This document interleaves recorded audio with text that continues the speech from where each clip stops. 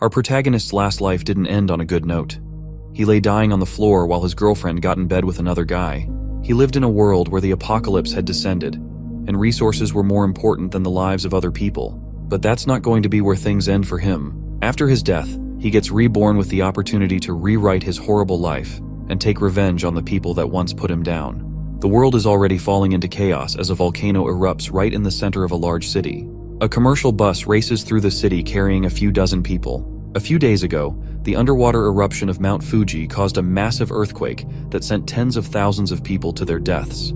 Today, even a smaller city has to be evacuated because of how intense the disasters are becoming.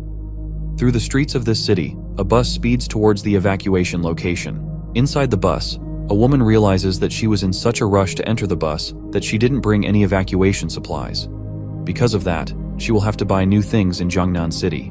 The man beside her asks if she has seen the news. The goods in the Walmart and alley warehouses in Jiangnan City have all been moved. In fact, that's old news because today, Dongming Lake in Shancheng dried up, and the Darundong warehouse has been emptied too. The woman speculates that the total value of all these supplies could be in the hundreds of billions, but it is in fact in the trillions.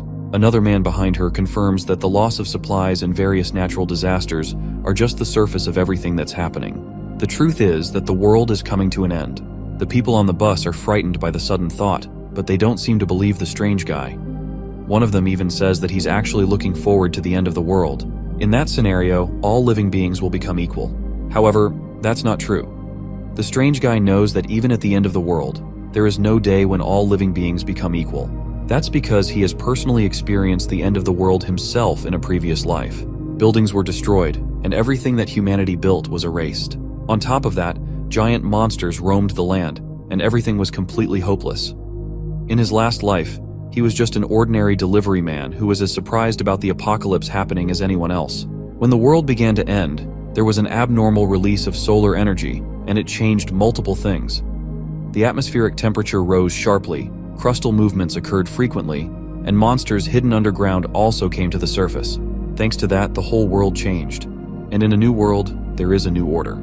The extreme scarcity of supplies, even if it's just for a packet of instant noodles, ham sausage, or a block of ice, caused people to give up everything they had. This guy is different from everyone else because he has seen everything for himself. His name is Su Chen, and he was reborn 1 month before the start of the apocalypse after dying in his previous life. Thanks to that, he has all the experience, and now he can plan ahead of time to live the best life he can. While he's thinking, the woman from earlier walks up to him to talk. What he said scared her a bit, and she's now looking for someone to be with her during this entire thing. Unfortunately for her, that person isn't going to be him, because he has more important things to do. He leaves her alone and steps off the bus once it gets to his destination. He doesn't need people holding him back when he knows that what's most important in the apocalypse is an abundance of supplies. In his last life, he wasted a lot of time searching for supplies, so this time, he needs to be prepared in advance. He has his eyes set on the warehouse he works in as a delivery man. He grabs his work jacket from a hanger by the door and heads into the storage room. A coworker by the door informs him that being 21 seconds late means that he will have half a day's salary deducted from his salary. The guy apologizes and heads into the warehouse to clear it out for himself.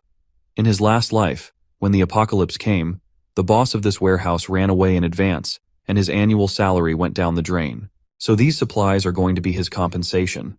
To take them all for himself, he activates a power of his called space. This spatial ability allows him to put everything around him into a super large cubic space with dimensions of tens of thousands of meters in length, width, and height according to his will. The space unfolds in the warehouse, and he's able to grab lots of supplies, including rice, cooking oil, meat, and other foodstuffs. Everything, including the shelving itself, gets stored in his space. Thanks to this, he manages to purchase a large number of supplies for $0. And thanks to this ability, he was able to dry up 2 entire lakes and plunder several cities that were destined to be destroyed thanks to the apocalypse. Back in his past life, even a packet of instant noodles was a luxury. But thanks to his spatial ability, he's able to store several tons of fresh food in frozen time, meaning that the food remains fresh no matter how long it's kept in there. He finally won't have to eat dirt in the apocalypse to survive like in his previous life. After collecting all the samples, he can finally breathe a sigh of relief, knowing that he's not going to suffer in this new life. While he's checking on all the supplies he'd managed to gather, 3 men walk into the storage area to start clearing out all the supplies. They are all surprised to see the place has been completely emptied and turned into nothing but a massive haul. There's no one else there but the strange guy standing in the center, so they ask him what happened to all the supplies that were in the storage area. He immediately tells them that he has taken everything for himself. The men are surprised by his nonchalant admission, and they rush to catch him, but he easily uses his powers to dodge out of the building and remarks that he won't be late anymore since he's quitting. Then he just barely teleports away before one of the men can grab him. The three men are left desperately searching the area for him, but he has completely disappeared. Outside the warehouse, a portal opens up close to the ground, and the man backflips out of it and lands safely in an alleyway between the buildings. This second ability is called Space Jump, and it allows him to move within a 3-meter space whenever he wants. In the apocalypse, this ability allowed him to enter abandoned buildings to find supplies and safely escape from dangerous situations. Even in the face of mutant beasts, his space jump ability saved his life in crucial moments. With that out of the way, his zero-cost shopping mission is now complete. He throws his work jacket into the air and starts walking away from the warehouse. Suddenly, his phone vibrates, and he pulls it out of his pocket to see an emergency broadcast message. It informs him that the Earth is currently experiencing intense movement, causing localized natural disasters to appear all around the area. The message warns him to be careful, but tells him that the disasters will not affect his daily life. The official statement from the government is to not panic in hopes that the general public will remain calm. Do they even know that the world is coming to an end? While he's looking at his phone, it rings with a call from someone that makes his face twist in disgust. It's a woman named Jiang Xiaoqian, and just the sight of her name on his phone makes his hands tremble in anger. Suchen takes a deep breath, then picks up the call. As soon as he puts the phone to his ear, her voice comes from the other end, screaming at him in anger. He has not talked to her for a long time, and she is angry that he disappeared without letting her know. He even put his house on sale with his real estate agent. She asks our protagonist if he really thinks that he will find a woman willing to be with him after selling his house. The woman on the other end is his fiancée, Xiao Qian, and she isn't someone he's very interested in talking to. On her side of the line, she's applying lipstick after just being done cheating on him with another man. While another man named Xiao Yu relaxes on the bed behind her, she continues insulting Su Chen through the phone, asking him if he remembers his responsibility as a man. He may not care about the house, but she's still a woman, and she wants him to give her the house as a gift so she can feel more secure with him. After she's done talking, he asks if she's done with her rant and if there's anything else she wants to say. His attitude towards her makes her even more annoyed, and she decides to give him one more chance to come back and transfer the ownership of the house to her. If he doesn't do that, then she will refuse to marry him. She tells him that she's on her way back to Chengdu, and that she hopes they will talk more when she gets there, but he ends the call without answering her. Xiaoqian spent 5 years with him in the apocalypse in his past life. He searched everywhere for supplies to feed her and brought her to a safe house, where he continued to take care of her. If it wasn't for him, she would have starved to death and died in the middle of the end of the world. Yet, even with that, she cheated on him multiple times with a violent man that beat Su Chen on multiple occasions, anytime he came back empty-handed. Xiao Yu also accused him of hiding all the good things from them and keeping it to himself. One day, Xiao Yu killed Su Chen in the very safe house where he took care of Xiaoqian right in front of her, then fooled around with her right in front of his dead body, all while calling him useless. She didn't seem to care, and told Xiao Yu that Su Chen died because he was incompetent, all while he slowly died in the corner and watched it happen with his last breath. He was wronged by her in his last life, and he made the mistake of entrusting her with his life once before. But this time, both Jiang Xiaoqian and the man she cheated on him with, Xiao Yu, are going to pay the price for everything they did to him. Our protagonist will make sure that they won't die easily, and that they'll experience the pain they put him through 100 times over. His hand shakes in anger at the thought of what they did to him, but he takes a deep breath and calms himself down. For now, he needs to continue his quest of finding enough supplies to survive through the apocalypse. The rest of the things he needs can only be bought with money, and because of that, he first has to figure out how to get the money in the first place. He calls his real estate agent named Manager Liu and decides to offer up his house for half the market price. His only condition is that he wants the money in cash, and he wants it right now. With the deal set up, he makes his way to Dream Real Estate to finalize the deal on his house. But when he gets there, he sees Zhao Qian waiting for him with Xiao Yu, who has a baseball bat. Su Chen isn't bothered at all and walks past them into the real estate building, but he's blocked by Xiao Yu, who angrily asks him why he dares to sell their house. Because of that, he'll make sure that Su Chen won't see the sun tomorrow. While the thug is talking, Su Chen reaches out and grabs him by the neck. Then he lifts the angry man off the ground before slamming him back on the floor. Xiaoqian jumps to try and protect her lover from her fiancé. While she pulls on his jacket, she starts yelling for someone to save them from a murderer. Su Chen wastes no time before backhanding her across the face sending her flying onto the ground. She stares at him in shock, completely surprised that he would touch her at all. While that is happening, he continues choking Xiaoyu on the ground as he begs for help. Su Chen assures him that he won't die too quickly, then lets him go, causing the disgraced thug to back up in fear, desperately coughing. Xiaoqian goes to check on her injured lover while Su Chen steps past both of them and continues into the office. Xiaoqian still hasn't learned her lesson and orders Su Chen to kneel down and apologize quickly while she's not yet angry. If he doesn't do that, she threatens not to marry him again.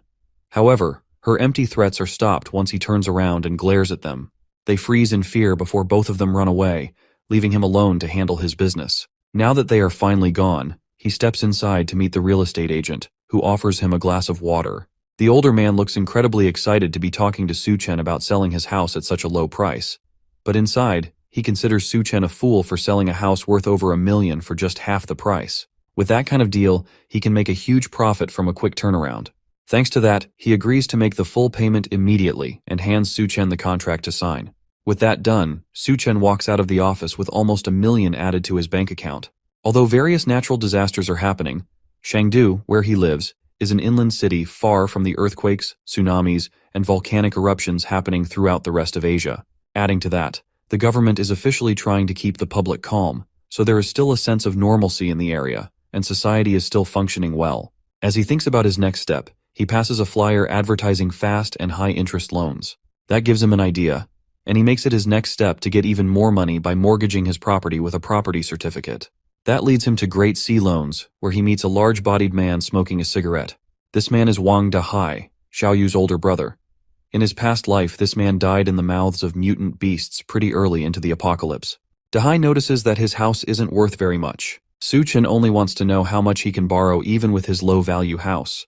The big-bodied man offers $500,000 for the property, as long as he also leaves the property certificate with him as a show of faith. Su Chen demands an extra $100,000 be paid to him immediately, and they will have a deal. He slams the property certificate on the table and stares straight at the man in front of him, while also promising to gather the money in a week. That way, he can make a profit from their exchange and pay everything back at once.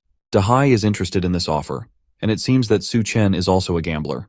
As long as he's involved in the trade and there could be a profit, Dahai thinks he might even sell his own parents. The older man thinks Su Chen is stupid for believing he can turn his life around in a single day. He has no idea just how far this plan of Su Chen's goes. Dahai smiles and takes a long puff of his cigarette as he contemplates the offer. He tells Su Chen that he'll agree to the terms as long as he mortgages the property certificate with their company. If he does that, everything else will be negotiable. After a long conversation, Su Chen walks out of the office with over $500,000 transferred to his bank account for the second time that day. Now he has all the money he needs to continue buying supplies in preparation for the end of the world. Meanwhile, Xiaoqian and Xiaoyu stumble through a park after they have finished running away from Su Chen. The other man is still out of it after being choked in the street and nearly dying. As they step out of a taxi, Xiaoqian continues to complain about Su Chen. All she wants is the house that they both own, and there's nothing wrong with that according to her. Yet despite her simple request, Su Chen laid his hands on her, and she can still feel the pain of the slap he gave her not too long ago. For that, she wants to make sure that he pays the price no matter what. Xiaoyu agrees as well, still holding his neck in pain from what Su Chen put him through. He'll make sure Su Chen pays the price. He already plans to ask his older brother to take him out. As they're talking, they notice Su Chen once again casually walking down the road, heading to his next destination. Xiaoqian and Xiaoyu are surprised to see him casually walking down the road in front of them after everything he had done. They decide to follow him and see what he has been up to that has made him so cocky. Su Chen, however, is searching for the next major grab of resources before society collapses. In his memory, many commercial buildings collapsed under the impact of seawater backflow and rapid freezing in severe cold. However, the Green City Hotel withstood all the natural disasters down to the very end. Because of that, he heads there next to figure out how he can take advantage of that. From what he remembers, the presidential suite inside is well equipped, and there's even a swimming pool that should help him manage extreme temperatures. For now, it might be a good idea to use the place as a base, and on top of that, living there for a long time wouldn't be a bad idea. Although many warehouses were emptied before, there's no shortage of hot meals and ingredients in the hotel's warehouse. As he walks into Green City Hotel, a woman notices him. She introduces herself as Liu Xinrui, the hotel's restaurant manager, and she asks how she can assist him today. Su Chen tells her that he wants to order 1,000 tables of food for a banquet and wonders if they can do that for him. The number of tables shocks the manager, and she struggles to respond for a moment. but then she eagerly agrees that they can definitely do something like that. However, the prices range from 5,000 to 10,000, even up to 100,000 per table. Suchin decides to pick the tables worth 10,000, which means the total price will be about 10 million for the whole banquet. For that, he's willing to put down a 50,000 deposit as long as they deliver to the address that he will provide. The manager is impressed that such a young man has a grand demeanor, and suspects that he might be a hidden source of second-generation wealth. She has no idea that all this comes from huge loans and a speedy sale of his house. She agrees to his terms of a 50,000 deposit and directs him over to her office so he can make the payment. Just the cost of the ingredients for the banquet alone is estimated to be 50,000, but being able to connect with rich people means that she has to be smooth with negotiation. As they walk to her office, she asks Suchen if he's getting married anytime soon. Since he has no other excuse for why he would need a huge banquet, he decides to go along with the story that he's getting married, and that's why he needs everything. In the meantime, he also asks her to book a presidential suite for him to stay in. With negotiations done, Suchen walks out of the hotel, happy that he managed to get 10 million worth of dishes settled for a 50,000 deposit. As for the final payment, by the time the scorching post-apocalyptic world hits, even a single block of ice will be worth billions. The woman inside is also happy with the deal and the fact that he booked the presidential suite. She thinks that he's doing all of this for his honeymoon, and that whoever marries him must be truly fortunate. While she sits and thinks to herself, Xiaoqian walks into the hotel and asks the manager about Su Chen. Manager Liu doesn't immediately answer her and first asks who exactly this newcomer is. Xiaoqian answers that she's Su Chen's girlfriend and wants to know what he was doing there. Now that the manager has verified her identity, she informs Xiaoqian that her boyfriend ordered a banquet of 1,000 tables from the hotel. She even tells her that having a boyfriend like him must be amazing. Meanwhile, in her mind, Manager Liu thinks this girl is only a 7 at best, and it seems like her temperament is way too high. Rich people always seem to like these types of girls. The two are shocked that Su Chen could order a 10 million budget banquet, and they don't believe him at first. But then Manager Liu explains that wealthy people love to play the game of hiding their identity. They fear their partners might be after their money, so they only reveal their wealth on the day of the wedding. They still don't believe that someone like Su Chen could be wealthy, and Xiaoqian remembers that for the past few days, he has done nothing but try to disappear from their lives and even resorted to cold violence. But Manager Liu proves her point by showing that Su Chen transferred 50,000 wen as a deposit for the banquet. The two leave the hotel to think about the new information they've found. Why would Su Chen order so many tables from a fancy 5-star hotel? Who is he planning to invite? Xiaoqian believes he wants to introduce her to his wealthy circle and then bring her into his life of riches. Xiaoyu asks what they should do now that they know this while he reaches for her chest with his hand. She slaps his hand away and realizes that she needs to create opportunities for Su Chen to get back with her as soon as possible. In her mind, she starts imagining a life of wealth and luxury, where she's dressed in fancy clothes, living in a luxurious house, surrounded by maids and butlers catering to her needs. Just the thought of that alone makes her drool, and she can't believe that she would see this kind of opportunity with someone like Su Chen. Su Chen returns to his old home to continue planning his zero-cost purchase, which at this point was pretty much just stealing since he didn't plan to return anything that he had taken so far, or to pay for any of it either. During his raid, a lot of essential items hadn't been bought yet, and the remaining money was just not enough to cover the costs. So he resorts to another devious method to get money. He can use online loan apps to gain a ton of money quickly and use it to fund the rest of his raid. So for the whole afternoon, Su Chen downloaded more than 80 apps at once and spent a long amount of time taking selfies and gaining loan amounts that ranged from 30,000 wen and above. By the time he was done, he had gained about 970,000 wen in loans, and he was ready to start his shopping spree yet again. He collapses on the bed, feeling the urge to pass out, but there was no time to waste at all, and there were still many things to buy. He had to get fireplaces, ice makers, ice blocks, smokeless coal, and other supplies that weren't available in supermarkets. Fortunately, all these things can be bought online, and the delivery is super fast. He's going to need all these things to survive the extreme heat and the severe cold that will kick off the apocalypse. Him making it through the intense temperature changes will completely depend on whether he has enough materials to regulate the weather. So he gets to work, contacting multiple companies to prepare the materials that he would need. He starts by ordering 2,000 tons of smokeless coal and offers to pay 500,000 wen in deposits. Then he does the same thing with the ice factory, ordering multiple tons of ice from them as well. A few of the companies request a face-to-face discussion, so he leaves his apartment to head over and talk to the ice makers. As soon as he steps outside, he stumbles into a new face, followed by an unwelcome old one. Her name is Li Na, and she is a close friend of Xiaoqian. In fact, She was the one that introduced them to each other and trapped him in that awful relationship. She walks up to him with a smile while her friend follows closely behind. She then tells him that his girlfriend has been missing him very much. He asks them if she has been missing him or if she has been missing his house. Lena tries to cover for her friend and tells Su Chen that his girlfriend was only testing him before. She accuses him of being clueless and ignoring how sad Xiaoqian has been without him. The gold digger of a girlfriend takes the opportunity to latch onto Su Chen's arm and plead with him. She asks him to accompany her for a walk and apologizes for scolding him yesterday in hopes that he won't be mad at her. The act doesn't impress him at all, and he pulls his arm away, telling her that he's busy and she should go and take a stroll by herself. Xiaoqian is surprised that Su Chen is acting so arrogantly, but Lena snaps her out of it and points out that he's taking a taxi somewhere. This might be her final test, so she encourages Xiaoqian to follow him in a different taxi and see where he goes. Su Chen makes his way to the ice factory to meet with the manager and place his order. The older gentleman greets him and seems surprised that Su Chen is so young despite all the things that he's buying. The two shake hands. Then the younger man follows up the discussion by asking how long it'll take to produce and ship the 2,000 tons of ice that he had ordered. The manager assures Su Chen that their ice factory is very efficient and one of the best in the state. He promises to deliver the edible ice in 3 days, and the total price of it all would be 800,000 wen. Su Chen agrees and hands over a 100,000 wen deposit. Then he gives the man an address to deliver the ice to in 3 days. Now that the transaction has been confirmed, the man decides to ask him why he needs so much ice. Was there some sort of large-scale event happening somewhere? If he is a regular organizer, then they could partner more in the future. He was somewhat correct, since there is definitely a large-scale event happening soon, but Su Chen can't just casually tell him that. So instead, he lies that he plans to donate all the ice to the Alishan for charity. The manager is surprised, but at the end of the day, an 800,000 yuan deal has been settled immediately at the entrance. That young man must really be something. As he watches Su Chen's taxi drive away, another taxi pulls up, and he wonders if this is someone else here for business without an appointment. Xiaoqian and Li Na step out of the taxi and walk over to talk to the manager. Xiaoqian tells the boss that Su Chen is her fiancé, and she wants to know what they were talking about. He doubts her a little and wonders if this is some sort of detective play.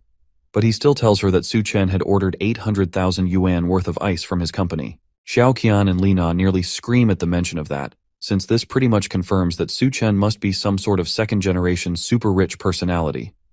No one in their right minds would spend that much money on just ice. Li Na desperately asks what Su Chen wants to do with so much ice, and he tells them that Su Chen plans to donate it for charity.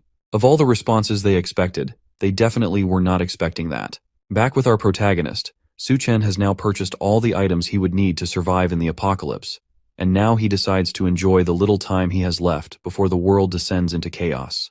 In his last life, he was too busy working to ever think of doing anything in luxury. Even going to a small cafe was out of the question for him since he was so preoccupied. So he decides to go to a fancy restaurant to relax and enjoy himself. A waitress welcomes him and hands him a menu to look through.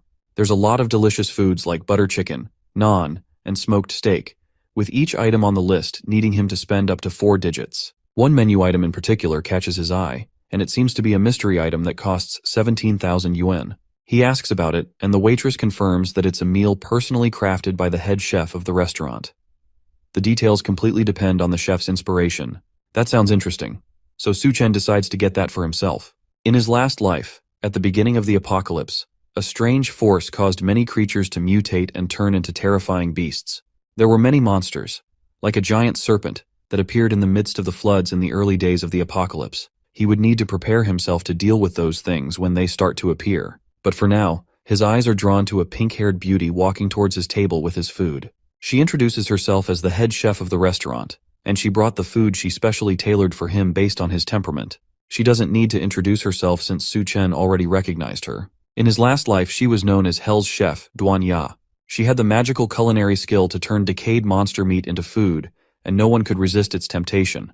However, those dishes were made using mutations sourced from inside monstrous beasts, and eating them would lead to certain death. She notices his dark expression and wonders if he thinks that a beautiful woman like her will poison his food, so she tries to calm him down by introducing the food.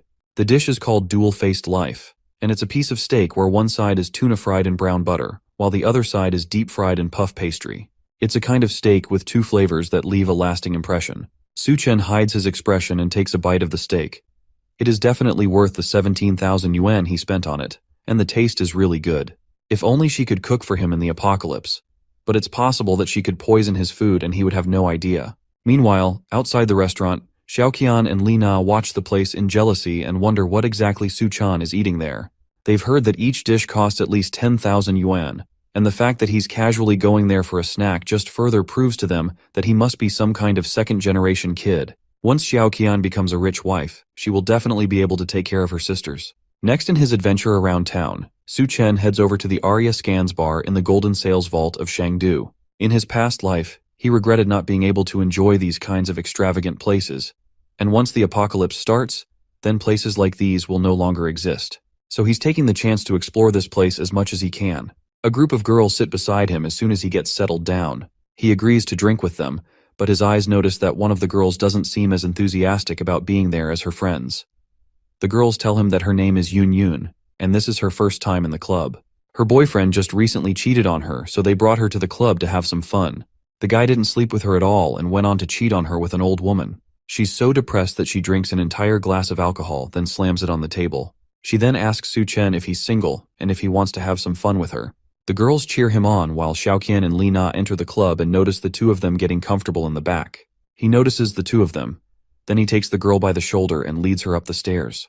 The two girls chase after him as he runs up the stairs and into a random bedroom. He locks the door behind them and tries to apologize for bringing her upstairs in a rush, but the girl seems more interested in laying with him. Our protag doesn't have any interest in taking advantage of her when she's clearly sad, so he flicks her on the forehead and warns her not to go out and to try to stock up on food in her house while she still can. Then he tries to advise her not to come to places like these since she seems to be more love-minded than her friends.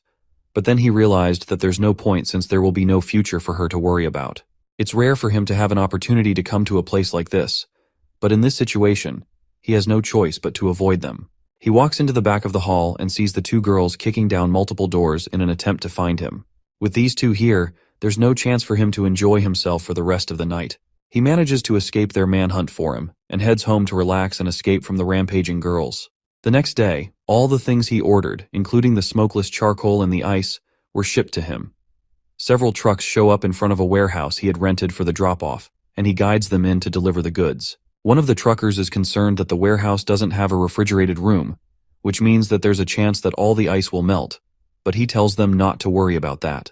He instructs them to move the goods into the warehouse and directs them to specific places in the warehouse. While all of this is happening, Xiao Yu tracks down Xiaoqian to tell her that Su Chen has rented a large warehouse in the suburbs, and he also bought a lot of large machines that are being moved into the warehouse. She's interested in what he's doing, so she goes over to the warehouse with Li Na to see what's going on for herself.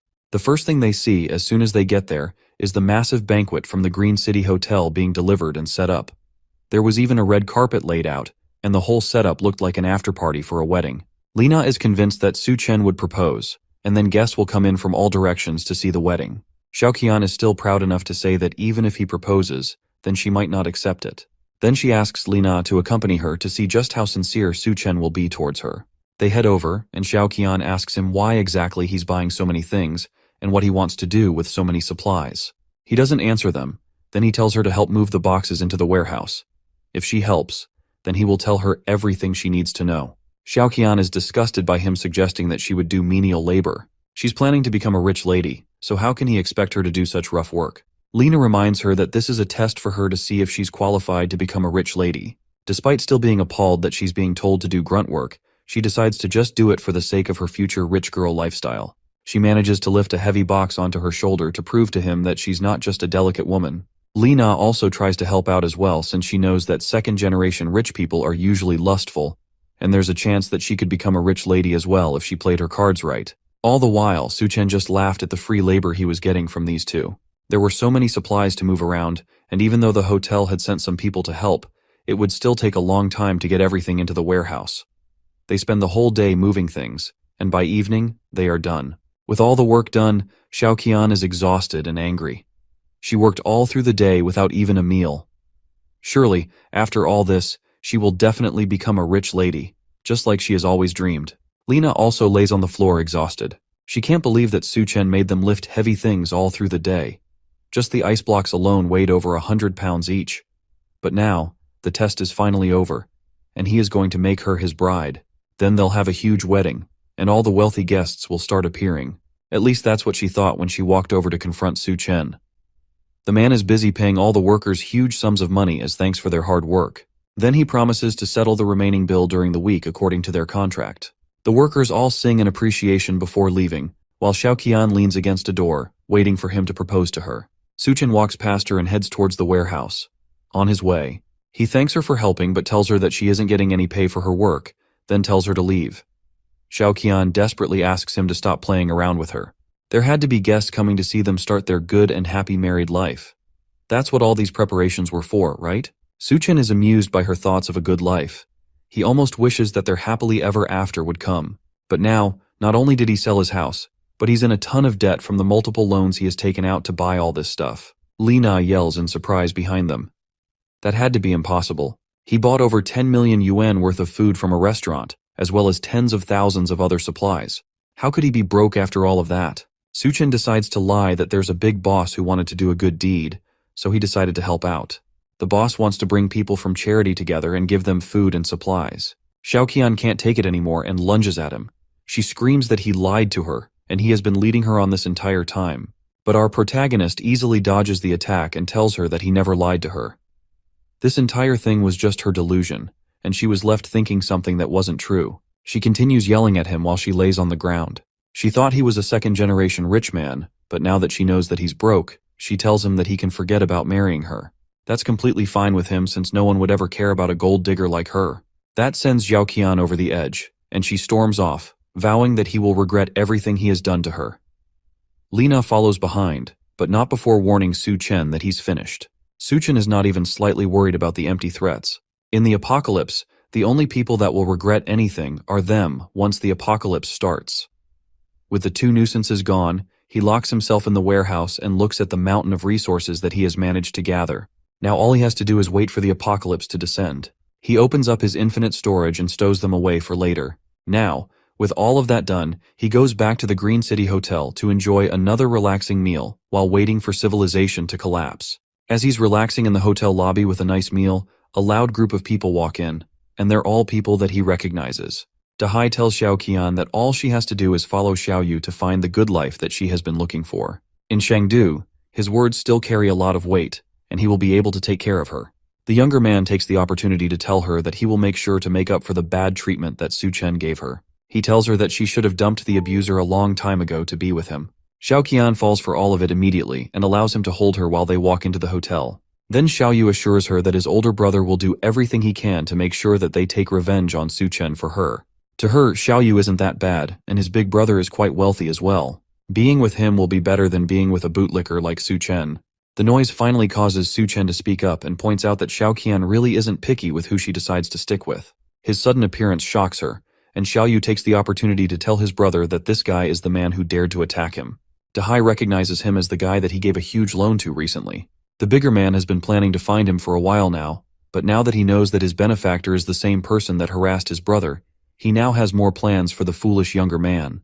Xiaoyu is surprised that his brother knows Su Chen, and the large man tells him that this guy is the same person that mortgaged his house and borrowed over 500,000 yuan from him. And on top of that, it just so happens that tomorrow is the repayment day.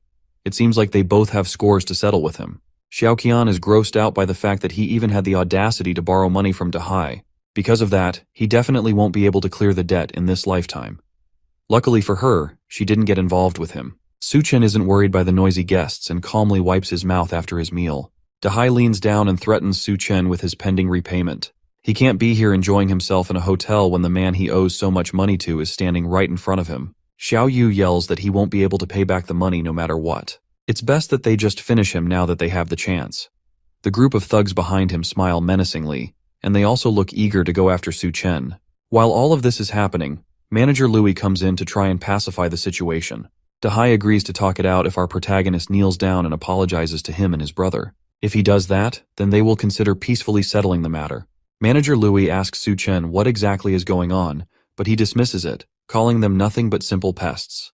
That doesn't sit right with Dahai, and the bigger man slams a large hand on the table.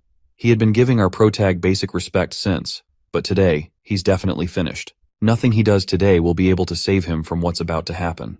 That's what he thinks, at least until some newcomers walk into the hotel restaurant and the man in front demands to know what's going on. Both Dahai and Su Chen recognize this scary-looking man. His name is Gao Qiang, and in Su Chen's last life, He was known as the Skull Crusher. He and Hell's Chef were a major force in the post-apocalyptic world of Chengdu, and he even heard that after the apocalypse, the Green City Hotel became the first place of the mutations. In fact, it's very likely that Gao Qiang's skull-crushing abilities grew in him because he was in the hotel when the mutations started. For now, though, Gao Qiang is just a well-known entrepreneur in Chengdu, with a wide network of people in the underground and many people under his command. The man notices that Su Chen has an interesting glare. Now that the chaos has settled down and they weren't making a mess of his hotel, Gao Qiang continues on with the business he had in the hotel. He brings Duanya to an office in the hotel, where Mr. Sun waits for them, pouring a glass of wine as they enter. This man is named Mr. Sun, and the chef wonders what exactly he wants to discuss with her. The man tells Duanya that he has heard about her being a great beauty, and today he finally gets to meet her in person. He offers her a drink, but the chef can clearly see that some sort of drug has been dissolved in it. As she stares at the glass in disbelief, meanwhile, Su Chen swirls his own glass of wine in his presidential suite bedroom. In his previous life, he hid with Xiao Qian in their basement, and they barely managed to survive the extreme heat of the apocalypse. He never expected that at this time he'd ditch her and she would end up following him around. Either way, it's a good opportunity to settle old scores with her and get his revenge. He watches Xiao Qian and the others play outside in the pool, and they don't seem to notice him. The two men stand outside in their swimsuits and wait for the ladies to join them. Dahai notices that the air has been getting much hotter recently, and it almost seems like it's hotter at night than in the day. That's exactly the reason why Xiaoyu suggested that they go to the pool to cool off. Seeing the girls in swimsuits was just going to be an added bonus for them. The two men are excited just thinking about it, and they hug in joy at the bright idea. The two girls make their way towards the pool in their swimsuits, and they notice that the moon looks brighter than normal.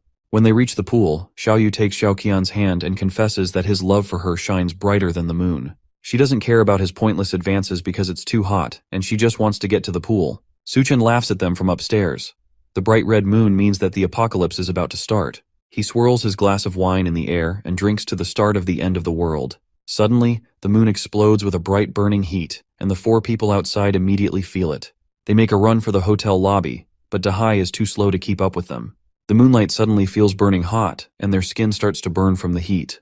The people inside the hotel notice that the outside has become just as bright as if the sun were out and it were daytime.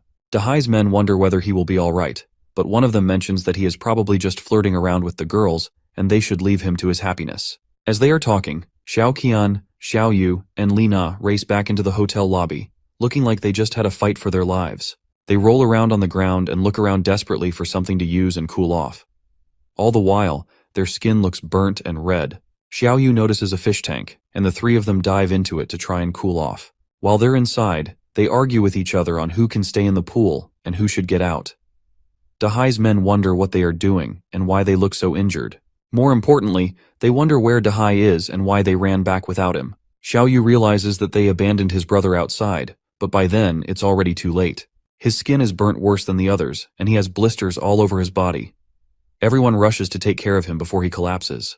Meanwhile, Mr. Sun asks Duanya why she isn't drinking the wine. Before she can answer, Gao Qiang cuts in and tells him that a banquet has already been prepared for him. Mr. Sun doesn't care though. He's only concerned by the fact that Duanya didn't drink what she was offered. Nobody in Chengdu dares not to drink the wine he pours. He tells Gao Qiang to back off since this is none of his business. At that moment, Duanya realizes that Gao Qiang had set her up. He must have done it to try and climb up the ladder and win Mr. Sun's favor. The large man thinks he's invincible in Chengdu and that he can go around harming many women, and today it seems like he targeted her. She's completely certain that there is something wrong with the drink, and she must not take it. However, there's nothing she can do to escape this situation. At that moment, the moon shone with a bright red burning light. The light blinds both Gao Qiang and Mr. Sun for a moment, before they both rush to close the curtains because of the heat. The two men are sure that something horrible is going on, and they decide to go downstairs and find out more information, while Dawn sighs in relief that a distraction like that had saved her from something terrible. Downstairs, everyone in the hotel had gathered in the lobby to try and escape. Manager Louis urges them to calm down and tells them that a rescue team was on their way to take them to a more secure location. The people don't seem convinced, and chaos starts to burst out in the lobby. Meanwhile, Gao Qiang makes his way downstairs and asks someone what's going on. He explains that there was a sudden temperature rise, and the news had reported that hundreds of people had already been injured. Mr. Sun tries to call up one of his friends to send someone to pick him up from the hotel, but they tell him that right now, they're working to make sure that there aren't any power issues, and because of that, nobody is available to come over and pick him up. Dahai is still burning in the corner from his direct exposure to the sunlight.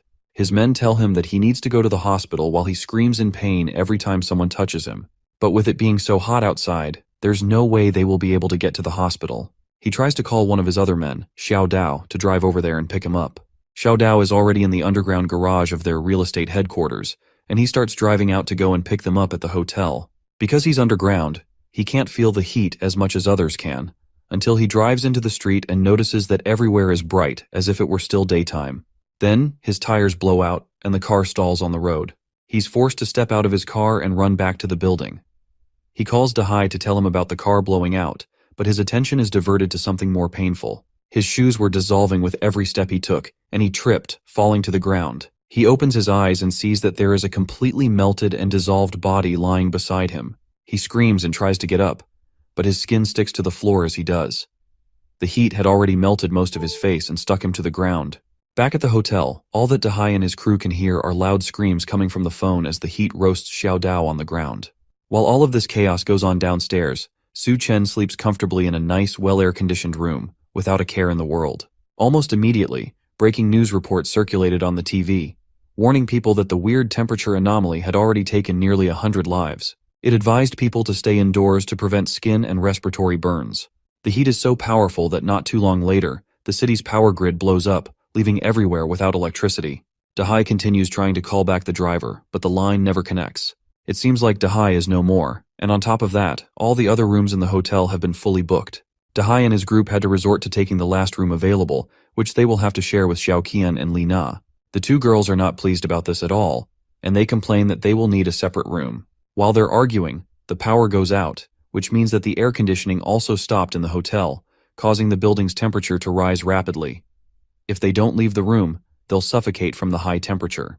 While the men struggle to take off their clothes and try to find a way to cool down, Xiao Qian remembers that Su Chen had booked the presidential suite, and it even had a pool. If they kicked him out, they could take over the place for themselves. Su Chen himself enjoyed the night by swimming in his room's personal pool. In his last life, the city's electricity had hidden dangers due to improper maintenance. No matter how much manpower was invested, the city's electricity still exploded despite everything they tried to do. Because of that, all the users connected to the city's electricity were affected. That's why he specifically chose a room with a pool, and he also prepared multiple vertical air conditioners with large backup batteries to ensure that the room stayed at a reasonable temperature. He uses his spatial abilities to summon some of his stored ice, as well as a large table of food to enjoy himself with. It's only the first day of the apocalypse, so he's planning to start it with a simple breakfast.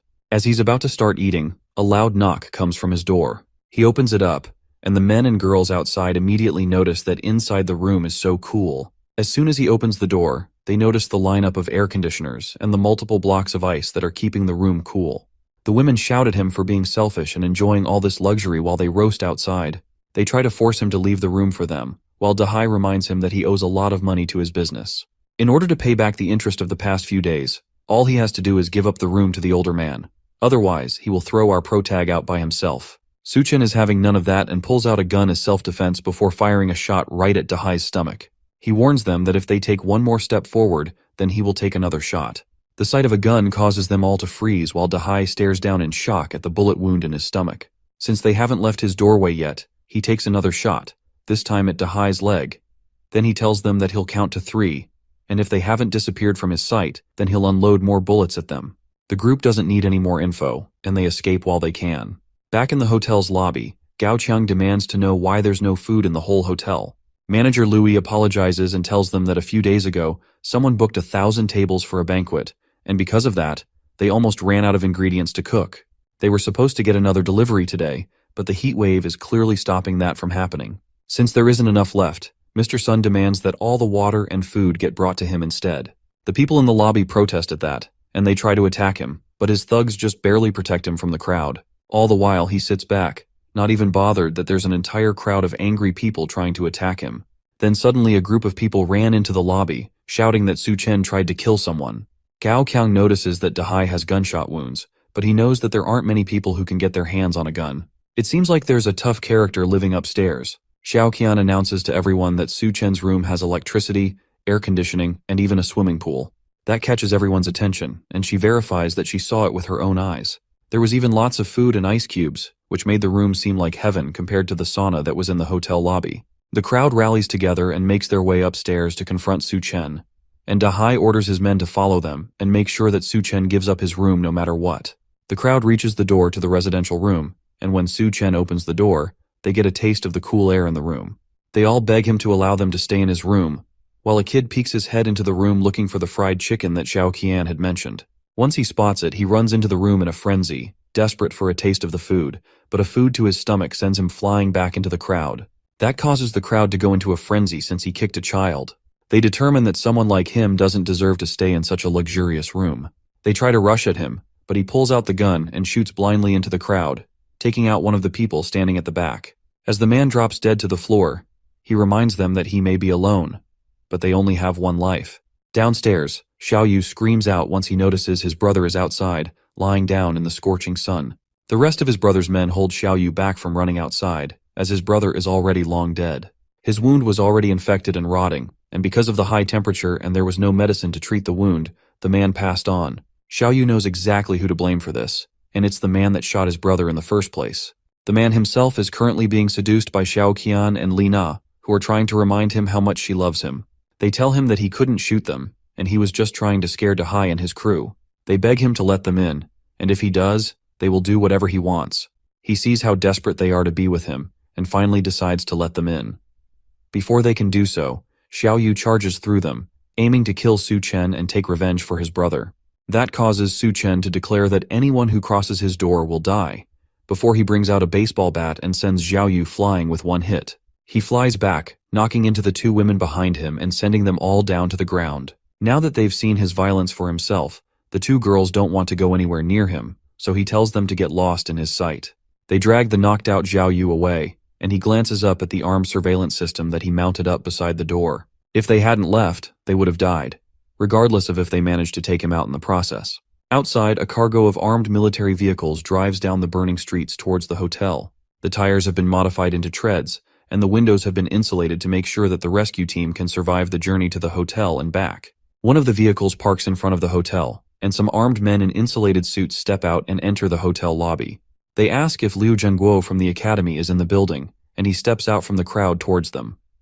The rescue team is there for him, and only him, and they give him the insulated suits to put on so he can leave with them. Professor Liu is a geological expert, and he will be able to play an important role in stopping the disaster. The rest of the people in the lobby yell out in protest, because they are trying to rescue only one person instead of the crowd of people that were also trapped in the hotel. One of the men announces that the authorities have already launched a separate rescue operation that will take place at midnight, which is the coldest time of the day. Once nighttime falls, they can all make their way to Silicon Valley Plaza, where they will find the rescue point. The others in the lobby celebrate that they will soon be rescued, but not everyone is satisfied.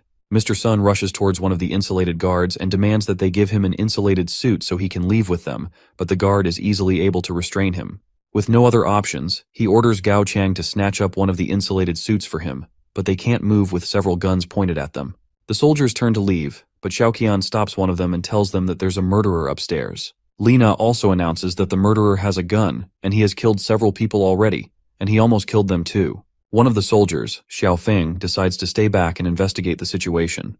The other soldiers warn him not to be too impulsive and to focus only on completing the mission, but he declines and assures them that he will contact them after dealing with the situation. He heads up the stairs, and Xiao Qian celebrates the fact that after Su Chen is shot dead, then she will be able to stay in the room and wait for rescue. Xiao Feng sneaks up to the presidential suite, but then he notices a camera watching him through a plant in the corner.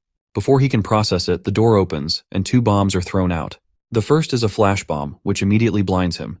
Then the second is tear gas, which causes him to cough uncontrollably. While he's trying to regain his senses, Su Chen sneaks up behind the soldier and hits him with the baseball bat, knocking him out cold. He wakes up a little while later, tied to a chair and still feeling the effects of the gas and the blow to his head. And the first thing he notices is that the place is very cool. Then he sees Su Chen looking at his military ID while holding his gun.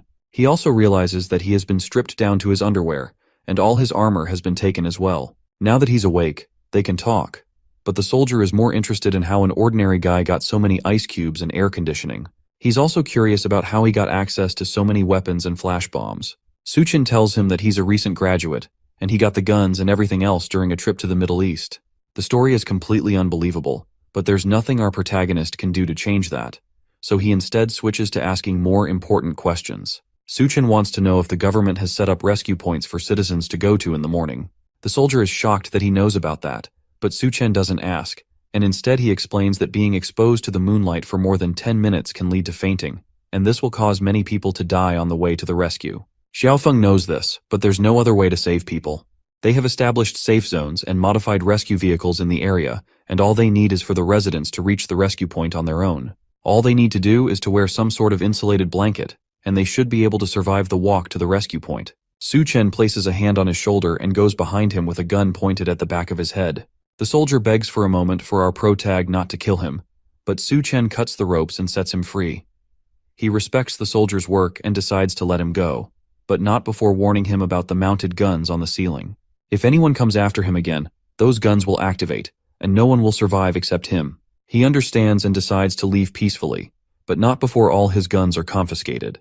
The people in the lobby notice that the soldier left without telling them anything except advising them to wear insulated blankets while they head to the rescue point. Mr. Sun slaps Gao Chang in anger and blames him for everything not going his way. The others wonder just how long they will have to deal with the annoying man, but they have no choice for now. Once the rescue team has taken them in, they will need Mr. Sun's connections to live comfortably. Su Chen watches from the shadows and asks if Gao Qiang wishes to restore order even in times like these. The two men immediately become hostile once they see him, but he calms them down by telling them that he is only there to make a deal. To calm them down, he shows them a bucket filled with edible ice cubes. The two men go wild for the ice cubes, and one of them suggests that they kill Su Chen and go get more ice from his room. Su Chen politely counters that idea with an assault rifle to the throat. Gao Chang seems to have more common sense and suggests that they make a deal with him instead. Thanks to that, Su Chen agrees to give them both some cubes of ice while they negotiate. The other man wonders just what is in our protagonist's room when just a cube of ice feels this good. Gao Qiang decides that for now they'll agree to his demands, then they'll look for a way to kill him later. While they're enjoying the ice, Mr. Sun notices them enjoying the ice cubes and attacks Gao Chang for it. The bigger man tells his subordinate that he better bring out better stuff next time, else he will be dead meat. Then he takes the bucket of ice cubes and enjoys them for himself. As he's eating, he notices Duan Ya in the corner, still fully dressed in her suit despite the fact that everyone else has stripped down because of the heat. She glares at him while he mocks her for being too modest, but that only causes him to grab her by the hand and try to pull her away because he's in the mood. She pulls back and slaps him across the face for touching her, and he retaliates by ripping apart her suit jacket in anger. Then he threatens to have his way with her right there in the hotel lobby for everyone to see. With her jacket gone, he notices that she's actually soaked with sweat, and he offers to take the rest of her clothes off. That's the last straw for Gao Qiang, and he finally stands up to the large man. Mr. Sun is frightened by the voice for a moment, but he turns around angrily and asks Gao Qiang if he really understands who he's talking to. However, Mr. Sun doesn't realize that he's talking to a man who doesn't care anymore. Gao Qiang takes a knife from his back and jabs it into the larger man's neck. The people in the lobby freak out now that another person has been killed. Gao Qiang tells them that Su Chen is right. The world is ending, and people like Mr. Sun need to die along with it. Now with that guy dead, the place fell under Gao Qiang's command, and everyone else can either listen to him and go to the rescue point, or stay there and die. Su Chen watches them from a higher floor. It seems like his words are effective, and since Gao Qiang was the boss of the hotel in his last life, he has successfully accelerated the process of him taking over the place. Later, the new boss of the Green City Hotel enjoyed a large drink from the bucket of water that Su Chen had given him earlier. Both Li Na and Xiao Qian beg at his feet for him to give them a little water out of it in exchange for anything he wants. He throws the water at them and tells them to follow him so he can have them do whatever he wants. As the two women fight for the water on the ground, one of Gao Chang's men asks if he doesn't plan to head to the rescue point. The boss disagrees and tells them that since it's Doomsday and they want to survive, then they have to rely on themselves. The rescue point is a kilometer away, and if they don't make it there alive, then it's certain death. Since they are low on supplies, then they should not be taking freeloaders with them. Gao Chang agrees with that fact, and he decides to take a page from Su Chen's book by keeping them as cannon fodder. Once midnight hits, it's time for people to start heading towards the rescue point. Several people wrap themselves in blankets and leave the hotel towards safety. Ever since Gao Qiang took control of the supplies, the rest of the people in the hotel haven't been given any food or water. Staying in the hotel would be certain death, but if they head to the rescue point, then there might be a slim chance of survival. The large group of people walk along the empty roads with boards tied to their shoes, but even with that, the heat is still almost too much. One of the survivors trips on the boards and falls down on the incredibly hot asphalt. She immediately melts on the ground while the other survivors continue on without her. At a time like this, no one knows if they will be able to survive, so there's no time to worry about others, even if they are family or loved ones. Xiaoqian and Lena wrap themselves in and get ready to leave the area as well. In the hotel, they only have enough snacks for about 2 days, so they're especially excited to reach the rescue point and eat as much as they can. But before they can leave, one of the men rips the towel away from Xiaoqian. He tells her that Gao Qiang gave them food, so they shouldn't be so quick to leave. He tells them to have some fun with him instead of leaving as he rips Xiaoqian's clothes. The two of them beg him to take them to a room first before they start having fun, all while Su Chen watches everything from the top floor. In his last life, he went to the rescue point with the others, but no one told him to bring a blanket. So even though it was only a short kilometer, many people died on the way there. At least with his advice from earlier, more people should be able to survive the trip and make it to safety. Meanwhile, the two girls continue to beg the man to let them have some privacy. But he laughs at them and asks what they are even afraid of. It's not like there are ghosts in the area. As he says that, 2 zombies break through the glass into the hotel lobby. Gao Qiang and the others in the lobby scream as they walk slowly towards them, and Xiaoyu wonders if they will also get turned into zombies if they get bitten. Gao Qiang grabs the other man by the neck and throws him at the zombies as a distraction, and his skin burns as soon as they touch him. After seeing all of this, Su Chen finally decides to join in on the action. He heads downstairs with a katana on his back and tells the other people to move aside. They're surprised that he wants to deal with those things by himself, but Gao Qiang tells them to watch and let him do what he wants, and once he kills them, they will kill him. Meanwhile, Su Chen watches the zombies as they growl at him. In his last life, corpses that get exposed to sunlight will mutate, but they aren't actually zombies, which means that they won't spread the virus. He calls them drought demons, and they are similar to monsters of the same name in a popular Chinese mythological creatures book. These drought demons actually retain some memories and attachments from when they are alive, and in Mr. Sun's previous life, he was killed by Gao Qiang, which should make him hold on to the desire for revenge, which in turn made him into a drought demon. So because of that, the zombified Mr. Sun completely ignores Su Chen and runs over to kill his murderer instead. As for Dahai, he died from the bullet wounds that Su Chen gave him, so he rushes towards our protagonist instead. The large drought demon lunges a clawed hand at the smaller man, and he's easily able to dodge. Then he rushes towards the other drought demon and brings his katana down, straight through Mr. Sun's head, slicing the drought demon completely in half. As he dies, a small purple crystal comes out of his body and floats in front of Su Chen. In the last apocalypse, where Gao Qiang was the leader of the Green City Hotel, he must have gotten his powers after killing Mr. Sun in his last life as well. That means that the crystal will always appear inside Mr. Sun. This is the crystal nucleus that can give normal people superhuman strength. Now it belongs to him, and he can use it to greatly improve his abilities. He barely even has a second to grab it before Dahai rushes towards him in blind rage. Instead of fighting him, Su Chen leaps over the rampaging drought demon and lands safely on the stairs. Now that he has what he came down for, the rest is up to Gao Qiang and the others downstairs. With no other choice, the boss grabs Xiaoyu by the neck and throws him towards Dahai. That manages to knock the man and his zombie brother into their supply of water. Then he yells for the others to find weapons and attack. Meanwhile, Su Chen pours himself a drink and dissolves the crystal in it. In his last life, these crystal nuclei occasionally appear in the skills of drought demons and other mutant beasts.